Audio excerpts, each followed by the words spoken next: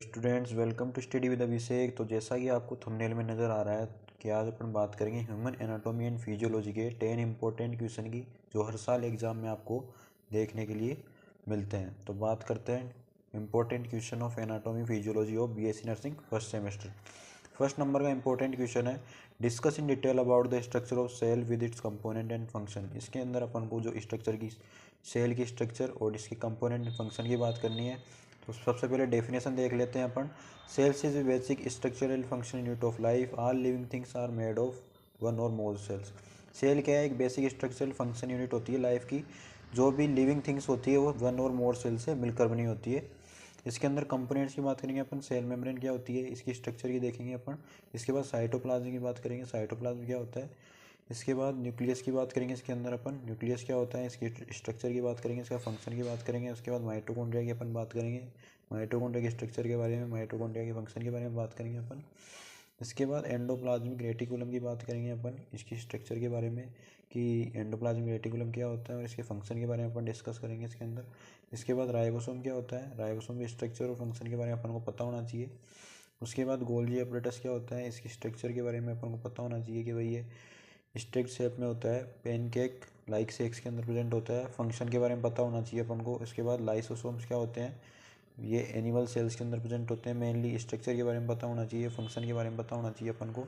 इसके बाद वैक्यूल के बारे में पता होना चाहिए, वैक्यूल क्या होती है, इसके स्ट्रक्चर के बारे में पता होना चाहिए, इसके फंक्शन के बारे में पता होना चाहिए। इसके बाद सेल वॉल के बारे में पता होना चाहिए, जो प्लांट सेल में प्रेजेंट होती है ओनली। इसकी स्ट्रक्चर के बारे में अपन को पता होना चाहिए, फंक्शन के बारे में अपन को पता होना चाहिए। इसके बाद जो भी फंक्शन है सेल के स्ट्रक्चर में सपोर्ट एनर्जी प्रोडक्शन में सेल हेल्प करती है, प्रोटीन प्रोडक्शन में बिल्ड करती है प्रोटीन को फॉर ग्रोथ एंड रिपेयर के लिए, ट्रांसपोर्ट ऑफ मटेरियल्स। इसके बाद रिप्रोडक्शन में, कम्युनिकेशन में एंड डिफेंस के अंदर सेल के फंक्शन है वो क्या है। इसके बाद डायग्राम एक इम्पोर्टेंट है जो आपको हर एक क्वेश्चन में बना के आना है, क्योंकि डायग्राम से क्या है कि नंबर ज़्यादा आने के चांस रहते हैं एग्जाम में। जैसे 10 नंबर का क्वेश्चन है तो आपने जैसे डायग्राम अगर बनाया तो डायग्राम का इफेक्ट पड़ता है, उससे आपके 9 नंबर आने के चांस रहते हैं। एक पूरे में से पूरे नंबर आपके बिल्कुल भी नहीं आएंगे, क्योंकि पूरे में से पूरे नंबर वो नहीं देता है। लेकिन अगर आप डायग्राम बना के आओगे तो डायग्राम में चांस रहते हैं कि आपको पूरे में से पूरे नंबर ही मिल सकते हैं। तो पहला जो इंपॉर्टेंट क्वेश्चन है वो है अपना डिस्कस अबाउट सेल की structure and components and function, जो हर साल एग्जाम में देखने को मिलता है। तो आपको ये क्वेश्चन बिल्कुल रट के जाना है एग्जाम के अंदर। सेकंड नंबर के क्वेश्चन की बात करते हैं, जो एक इंपॉर्टेंट क्वेश्चन हर साल एग्जाम में देखने को मिलता है। Right about composition and function of blood. क्या ये कंपोजिशन होते हैं ब्लड की और फंक्शन क्या होता है ब्लड का। तो डेफिनेशन की बात कर लेते हैं। ब्लड क्या होता है? ब्लड एक फ्लूइड कनेक्टिव टिश्यू होता है that circulate through out the body, जो पूरी बॉडी के अंदर सर्कुलेट करता रहता है। किसके द्वारा? सर्कुलेटरी सिस्टम के द्वारा। ये किससे मिलकर बना होता है ब्लड? ये एक फ्लूइड से मिलकर बना होता है जिसे प्लाज्मा कहते हैं, जिसके अंदर various cellular and non cellular components भी प्रेजेंट होते हैं। उसके बाद कंपोजिशन ऑफ ब्लड में अपन आरबीसी की बात करेंगे। आरबीसी काम क्या होता है? जो ऑक्सीजन लेके आती है, कैरी करती है ऑक्सीजन लंग्स से रेस्ट ऑफ बॉडी के अंदर, और कंटेन करती है हीमोग्लोबिन। आरबीसी के अंदर हीमोग्लोबिन प्रोटीन प्रेजेंट होता है जो ऑक्सीजन से बाइंड होता है। उसके बाद डब्ल्यूबीसी क्या होती है? ये help fight infection, protect the body from the germs. ये इन्फेक्शन से लड़ने का काम करती है और हमारी बॉडी को प्रोटेक्ट करती है किससे? जर्म से, माइक्रोब से। पार्ट ऑफ इम्यून सिस्टम होता है WBC. Different type of different task perform करते हैं, यानी इन्फेक्शन में हमारी बॉडी को प्रोटेक्ट करती है डब्ल्यूबीसी। उसके बाद प्लेटलेट्स क्या करती है? ब्लड की क्लोटिंग में ये मदद करती है, ब्लीडिंग को स्टॉप करती है। When you cut A injury, अगर अपन को इंजरी है, कट लग जाए कहीं पे, तो प्लेटलेट्स जो होती है वो स्टॉप करती है ब्लीडिंग को और क्लोटिंग वहाँ पर करती है। उसके बाद है प्लाज्मा। प्लाज्मा क्या होता है? लिक्विड पार्ट होता है ब्लड का, मोस्टली वाटर प्रेजेंट होता है इसके अंदर। कितना? 90%। इसके अंदर carry nutrients, hormone, waste product present होते हैं थ्रू आउट द बॉडी। उसके बाद है सेकंड नंबर के अपन इंपॉर्टेंट क्वेश्चन की अपन ने बात कर ली है यहाँ पे, composition and function of blood, जो हर साल एग्जाम में आपको 5 नंबर का देखने को मिलता है। तो आपको ये क्वेश्चन बिल्कुल रट के जाना है। इसके बाद थर्ड नंबर का क्वेश्चन आपको discuss in detail about joints.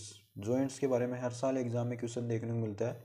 10 number का या 5 नंबर का आपको यहाँ से क्वेश्चन देखने को मिलता है। जॉइंट्स क्या होते हैं? डेफिनेशन की बात कर लेते हैं। Joints means a point where 2 और more bones are connected.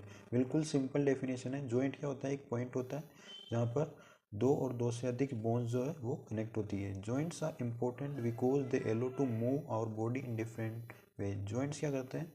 Important होते हैं क्योंकि ये बॉडी की मूवमेंट में मदद करते हैं। उसके बाद क्लासिफिकेशन की बात कर लेते हैं अपन जॉइंट्स के बारे में, कौन कौन से टाइप के जॉइंट्स होते हैं। नंबर 1 पे फाइब्रस जॉइंट, सेकंड नंबर पे कार्टिलेज जॉइंट और थर्ड नंबर पे साइनोवियल जॉइंट। फाइब्रस जॉइंट के अंदर जो क्या होती है, these are joints where the bones are held together by strong connective tissue.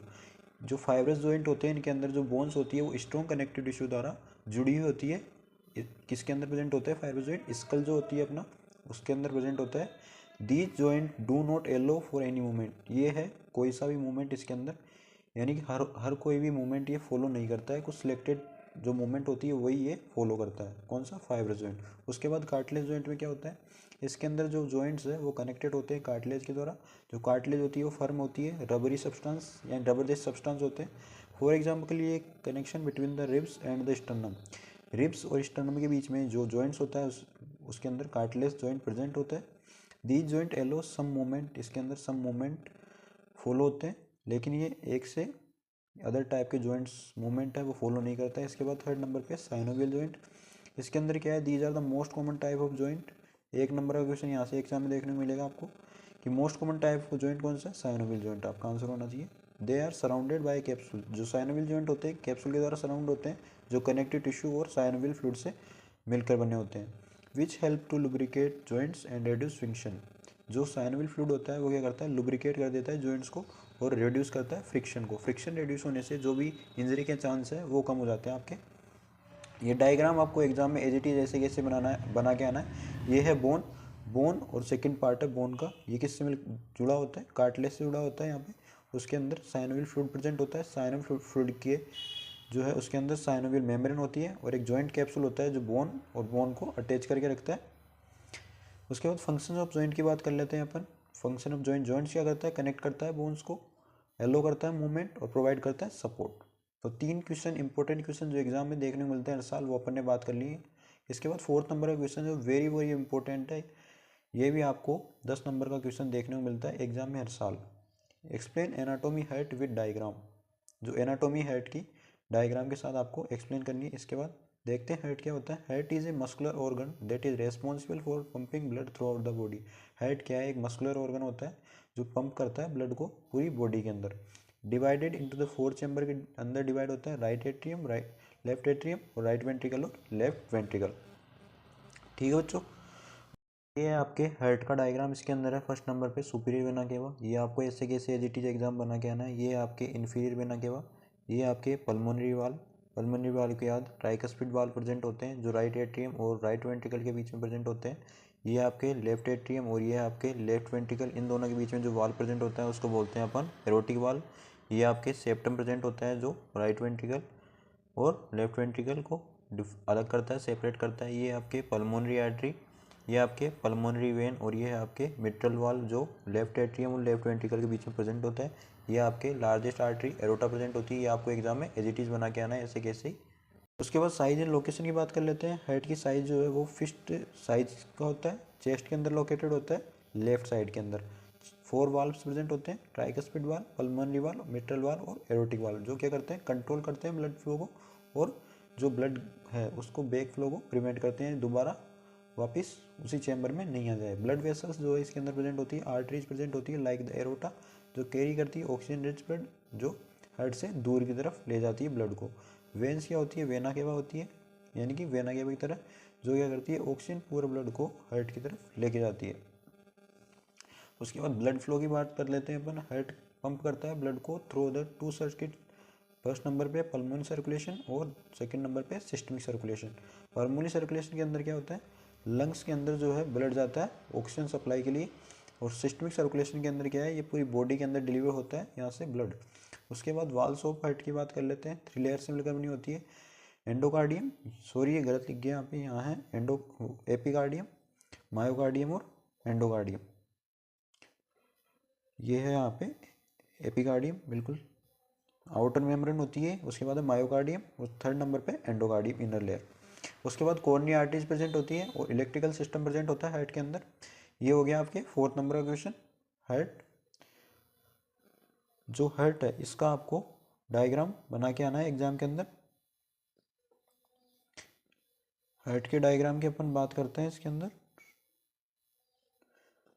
इसके बाद बात करते हैं अपन anatomy and physiology of respiration. जो एनाटॉमी एंड फिजियोलॉजी है रेस्पिरेशन की, ये एक इंपॉर्टेंट क्वेश्चन है, ये हर साल आपको एग्जाम में देखने को मिलेगा, 5 नंबर का क्वेश्चन। तो आपको ऐसे कैसे बिल्कुल एज इट इज रट के जाना है इसको। एनाटॉमी और रेस्पिरेशन में स्ट्रक्चर इन्वॉल्व होती है कौन सी? Nose and nasal cavity, pharynx, throat, larynx, trachea जिसे अपन विंड पाइप भी बोलते हैं। उसके बाद ब्रोंका एंड ब्रोंक्यूल्स प्रेजेंट होती है, लंग्स प्रेजेंट होती है, एल्वलाई प्रेजेंट होती है, diaphragm and intercostal muscles present होती है। उसके बाद फिजियोलॉजी ऑफ रेस्पिरेशन में क्या है कि अपन देखते हैं कि ब्रीथिंग कैसे कार्य करती है। फर्स्ट नंबर पे इसमें इनहेलेशन होता है, इसके अंदर इनहेलेशन में अपन जो ब्रीथ है उसको अपन अंदर लेते हैं। उसके बाद गैस का एक्सचेंज होता है, उसके बाद एक्सलेशन होता है यानी ब्रीथिंग आउट होती है, उसके बाद गैसेज का ट्रांसपोर्ट होता है, लास्ट में है रेगुलेशन ऑफ ब्रीथिंग, ब्रीथिंग का रेगुलेशन होता है। और ये डायग्राम है लंग्स का, ये आपको एग्जाम में बना के आना है ऐसे कैसे। इसके अंदर यहाँ पे राइट मेन स्टेम ब्रोंकस, ये है राइट लोब आपका, ये है राइट लंग, ये है लेफ्ट लंग, ये है आपके लेफ्ट लोब, ये आपके ब्रोंक्यूल्स, ये है लेफ्ट मेन स्टेम ब्रोंक्यूल्स, ये हो गया आपके लेरिंग्स और ये हो गया आपके ट्रेकी। यहाँ पे सी शेप जो है छल्ले पाए जाते हैं सी शेप के। उसके बाद 6 नंबर का इंपॉर्टेंट क्वेश्चन है, explain anatomy and physiology of GIT या गैस्ट्रो इंटेस्टाइनल ट्रैक्ट। इसके अंदर फर्स्ट नंबर अपन देखते हैं डेफिनेशन। डेफिनेशन में क्या होती है कि भाई जीआईटी को अपन किस नाम से जानते हैं? Digest system. ये एक लॉन्ग ट्यूब होती है जो माउथ से स्टार्ट होती है और एनस तक जाती है। It is responsible for breaking down of food into nutrients और बॉडी कैन यूज। जो डाइजेस्टिव सिस्टम होता है इसके अंदर अपन फूड का तोड़ते हैं, ब्रेकिंग डाउन करते हैं, न्यूट्रिएंट्स को लेते हैं और बॉडी इसका यूज करती है। उसके बाद एनाटॉमी ऑफ जीआईटी में अपन बात कर लेते हैं कि GIT is made of several organ. इसके अंदर आते हैं mouth, oesophagus, stomach, small intestine, large intestine जिसे अपन कोलोन भी बोलते हैं, rectum and anus. Each of these organs has a specific work in the digestive process. अब एनाटॉमी के अंदर जो भी ऑर्गन्स की अपन ने बात करी उसको सबको डिस्कस करेंगे, जैसे माउथ फर्स्ट नंबर पे, उसके बाद फेरिंग्स, उसके बाद ईसोफेगस, ईसोफेगस के बाद stomach, small intestine, large intestine, rectum and anus. Sorry, मैं यहाँ पे मेरा उद्देश्य आपको यहाँ पे सारे क्वेश्चंस के बारे में बताना है कि जो भी इंपॉर्टेंट क्वेश्चन है जो एग्जाम में आए हुए हैं वो मेरे को यहाँ पे आपको शॉर्ट रिवीजन कराना है। उसके बाद फिजियोलॉजी ऑफ जीआईटी के अंदर आप लिखोगे इंजेशन। इंजेशन क्या होता है? इसके अंदर अपन ईटिंग करते हैं एंड चेविंग, जो भी फूड होता है फूड पार्टिकल्स को माउथ के अंदर अपन चेविंग करते हैं, चबाते हैं। उसके बाद प्रोपल्जन में क्या होता है? जो फूड होता है वो डाइजेस्टिव ट्रैक्ट के अंदर मूव होता है। उसके बाद डाइजेशन होता है, किसके अंदर? केमिकल डाइजेशन होता है एंजाइम्स के थ्रू, और मैकेनिकल डाइजेशन होता है चर्निंग मूवमेंट या चेविंग के थ्रू। उसके बाद एब्जॉर्प्शन होता है, जो भी अपन ने फूड पार्टिकल्स लिए हैं उसके बाद जो भी एंजाइम है डाइजेस्टिव एंजाइम वो सीक्रेट होते हैं।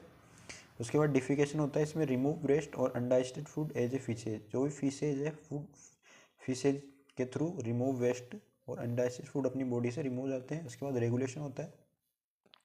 ये हो गया अपने 6 नंबर का क्वेश्चन, वो है अपना जीआईटी।